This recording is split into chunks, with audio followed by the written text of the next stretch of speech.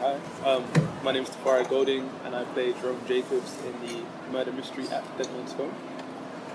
I grew up in South London, so the game always really resonated with me for that purpose because it's set where I'm from, and so I felt I could really kind of tether myself to the experience of the character in that sort of way. So I grew up in Clapham, so kind of far from Peckham, but close enough for me to have experienced going there quite a lot. That's where my family's situated, so if I go back to London, I'll stay in my family home. So I study American literature and creative writing at the moment. So I decided to do that because, I was kind of tired of doing English literature, first and foremost, because I could have just done English literature by itself. But I feel like America has a bit of a stronger narrative for what's going on in the world at large. I thought if I really wanted to look at societal issues, it's better to look at it from the source, the biggest thing there. And then creative writing, just because I always love writing. So yeah. So I've always loved Kubrick films. I quite like films that are sort of to do with societal issues at large. So I like 2001: Space Odyssey, Fight Club. That's the Kubrick. But I'm a big fan of Clockwork Orange, TV shows. Big Game of Thrones fan.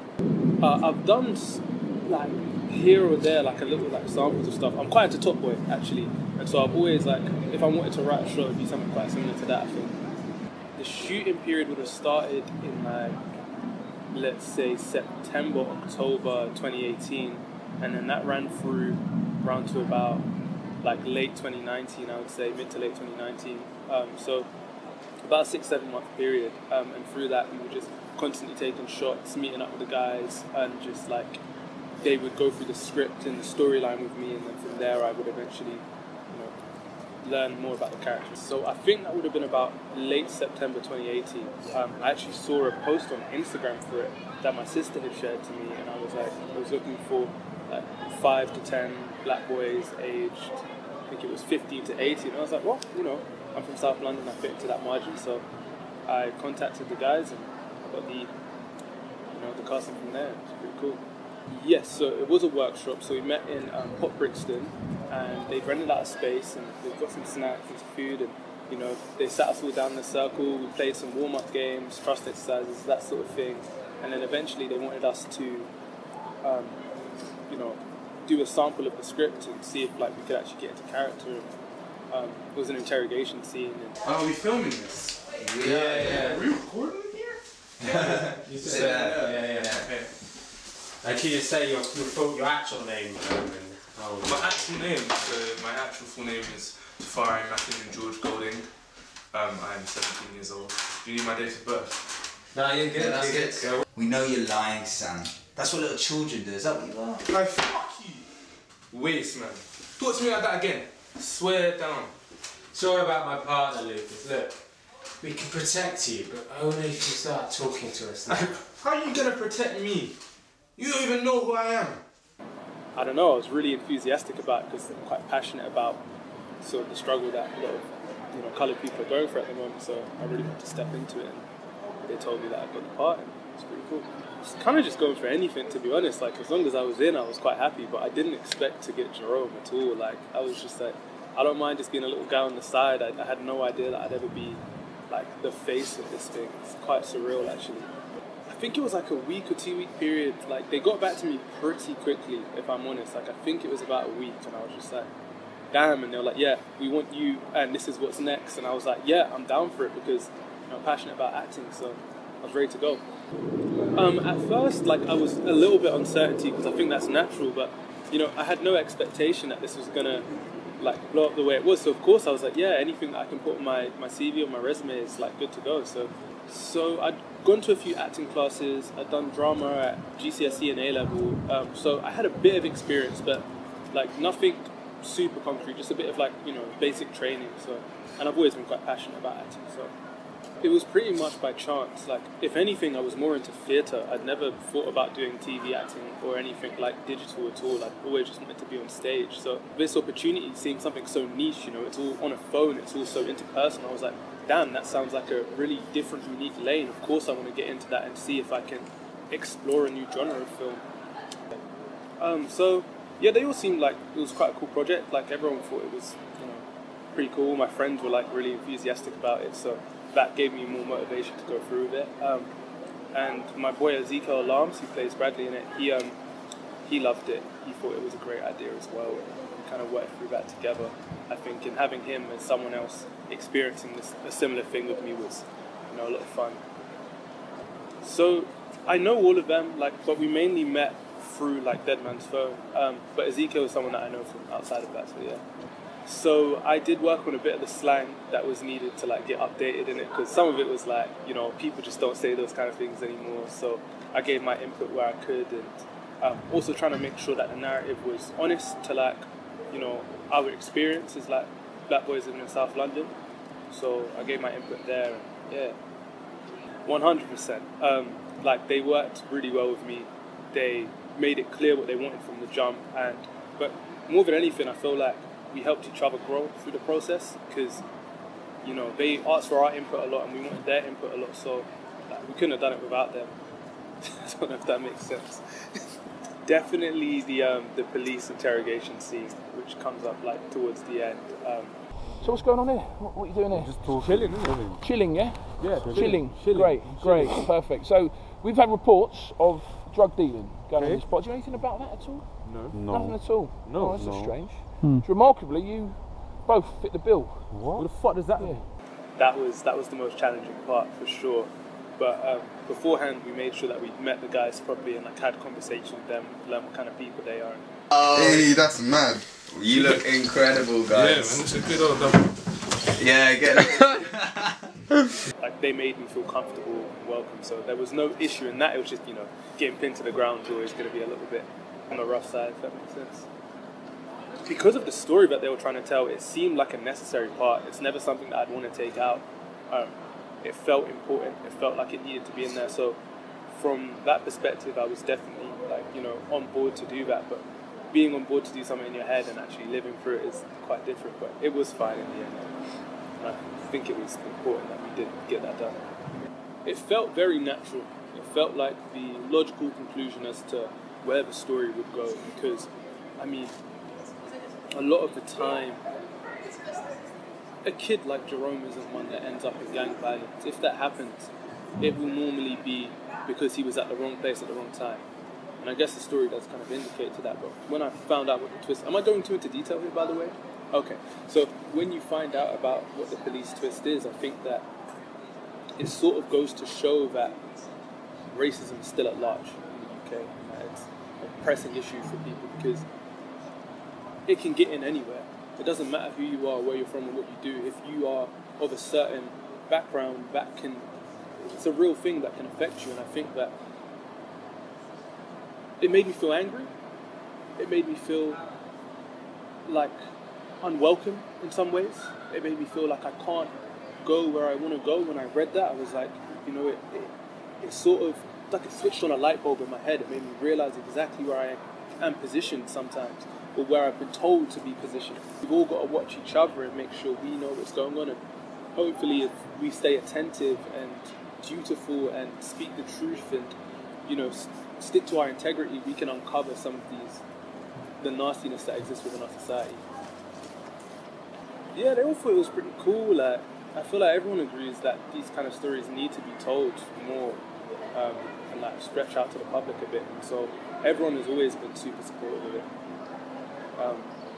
My sister especially was quite on board with me doing something like this and putting myself out there a little bit more. My boys all love it from back home. They're really into games. A lot of my guys are gamers. We're quite a nerdy bunch, so they've all getting really invested in it, and they're loving it, honestly. I think that Dead Man's Phone's biggest strength is the fact that it is incredibly accessible. It's in your phone, so no matter where you go, you can just pull it out and you can start playing. And I think by having such a nuanced and challenging narrative so available to you at all times, it means that you can learn anywhere you are in the world without needing to do a lot of reading, without having to do a lot of listening. It draws you in because it's a game. And I think that having this format will really help to educate individuals on the experiences of people of colour and of marginalised groups in general, and hopefully, make us all stand together a little bit more and say, hey, really, I get where you're coming from. yeah, I'd like to see where the genre goes from here on out to see if it can become even more accessible. That'd be cool. No, I don't think so. Maybe been a bit more prepared to have my face in Wired magazine might have been a bit cool. Like the publicity stuff, I think that's the only thing that I'd want to have been more aware of. But yeah, no, I think it went well, and I think all of the, quote unquote mistakes that might have been made along the way were learning experiences. So I wouldn't change a damn thing. I did play through the beta when it first came out, but I've actually been quite busy with school at the moment, so I haven't really had the time to sit down and play through anything. I've just been reading and whatnot. But as soon as I get a chance to, I will definitely look through it. I mean, I played such a big part in the process. I already know how it goes. Yeah. It's different, for sure. And, I mean, technology is always evolving. It's always changing. There's always new developments going on. And we learned from, a while ago that just because you have a tool to use one thing doesn't mean it's limited to being used for that one thing. So I think the innovation of trying to tell stories through your mobile phone through a kind of crime drama sort of lens is definitely fascinating, and I'm very interested to see where it's going to go in the future, because it could open up doors for so many different kinds of storytelling. And I think a lot of social media apps especially have been advertising this kind of thing, but nothing's done it like how Dead Man's Phone has, from my experience. So yeah, I think it's super cool. I mean, I think it's hard not to, because I had to step into his shoes a bit and then find the parts of myself that are in him and also the parts that aren't. But he's definitely, I'd say, a lot more sensitive than I am, and I think that plays a massive role in what kind of happens to him later on in the story. But he's also a lot younger than I am, so I think he hasn't experienced as much of life, so he doesn't know how to always deal with the problems that he is confronted with, and he doesn't always know who to talk to about them. And I think that is what ultimately leads him down the path that he goes. But he's a good kid. He goes to school and he gets his grades and he's got good friends. And, I really feel for him. There's a lot of empathy there. Definitely very accurate. I feel like the writers definitely tried to sort of present the sort of general, maybe we'll say young black archetypes through the different characters. So you've got the more nerdy one, you've got the more hood one, you've got the more quiet one, you've got the outgoing one. But what you find with each character is that they're never just what they appear to be on the surface. There's always so much more depth to them. There's so much more reason behind why they do the things that they do, and I think that really adds into this sort of level of realism that I think all the characters hold, which I think is really important when you're trying to tell a story like this, because you don't want to just present your characters as, one note, one-dimensional, just things to look at on the screen. You want them to be relatable. You want to feel something when they feel something. You want to root for them. You want to carry their emotions in you, and I think that by writing them out properly, that's how you achieve that. And I think the game has really gone away to make sure that that's the case. I think there's quite a few actually. So I feel like obviously Top Boy is one of the more well-known ones that everybody kind of looks to for making sure that there's properly represented black individuals. If you haven't seen I May Destroy You, that does a great job at doing that. A more American one, The Boondocks, it's a little bit more satirical, a little bit more on the edge of things, but also does a great job. And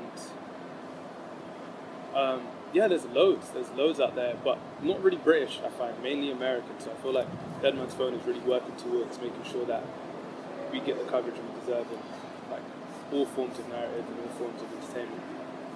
So I think it depends where you look, because in London I think there is a big narrative in some parts of the news that young black males are violent, that they commit a lot of crimes. What you'll find is that has nothing to do with blackness. That has everything to do with poverty, and it has everything to do with, just uneducated masculinity. At the end of the day, why these individuals become as violent as they are. What we find is that this isn't always the case. This is more to do with the age group, the level of income of their parents, their education, all of these different factors. It isn't to do with their blackness per se. And so in terms of news media, you get more negative representation. But like I said, it depends where you look, because you have things like Dead Man's Phones that are trying to give a more honest depiction of what being young and black in London actually looks like. If you just go around in South London for long enough, you'll find that there are acting communities, there are football clubs, there are youth centres for black individuals to kind of come up. And I think the media has played a massive role in trying to show that we are a threat, but this isn't the case. If you just have a conversation with some of us, you'll find that we're nothing to worry about, because at the end of the day, we're all people who have a capacity to be a certain way, and all we need is an opportunity to express ourselves like everyone else, and then, you know, everything kind of works out, I guess. Well, 100%. I mean, Jerome specifically, he has a dream of becoming a vice journalist, you know. And so I think if you look at that character, you can see positively that it represents that anyone can have any kind of dream. And I think if you know about the person first, then you can understand who they truly are, despite how they might be perceived. And I think as people play this game and they realize and recognize that, they will be more willing to sort of change their perspective about how they go about these things, and in turn, hopefully, provide more opportunities for, you know, young black men and women in the UK.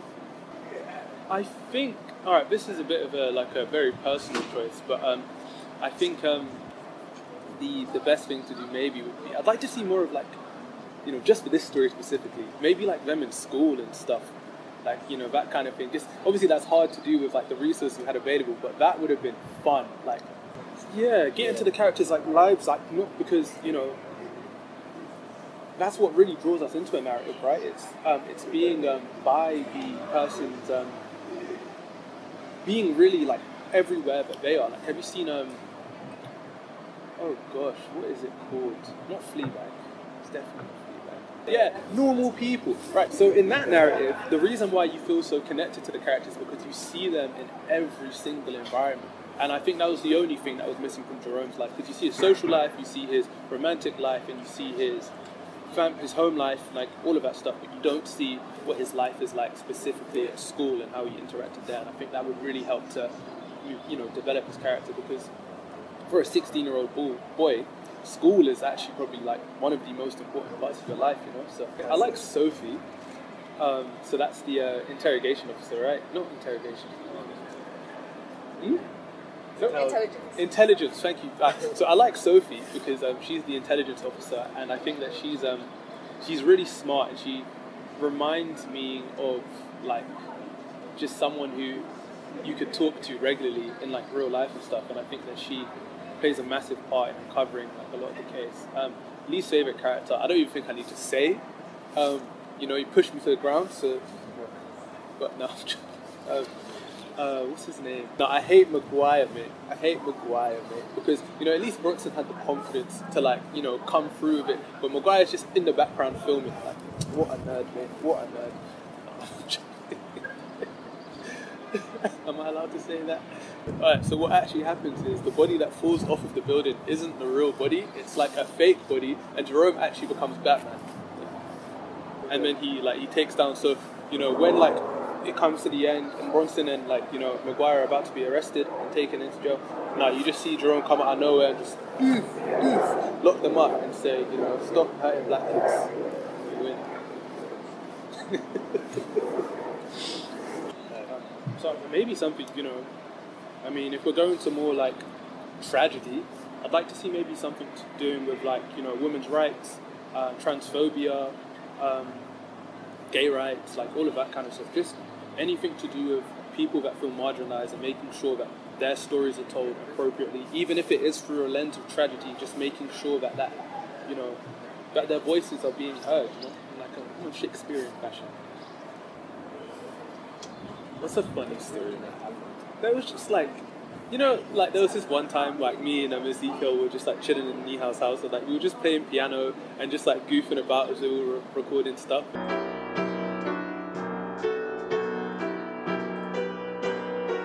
I can't remember any specifics, but it was just such a good time, and like there was just so many positive memories associated with working on the project. Like, little stare. I said it. I'm so sorry. I said I was supposed to say voice. Come on, man, keep that going, man. Man's in the vibe and that, man. Alright, cool. I'm still fired up, man. Come on. Sounds amazing. That's so good. It really felt like part of my coming into adulthood, like, because it happened when I was, so yeah, like in small ways, definitely. I mean, my face is in a lot more places than it was before, so that's kind of cool. But I mean, I think it's also given me an opportunity to speak out a bit more and like be a bit of a voice for like my community, maybe. And I hope that if that's a ball that I receive, that's something I can run with. So yeah.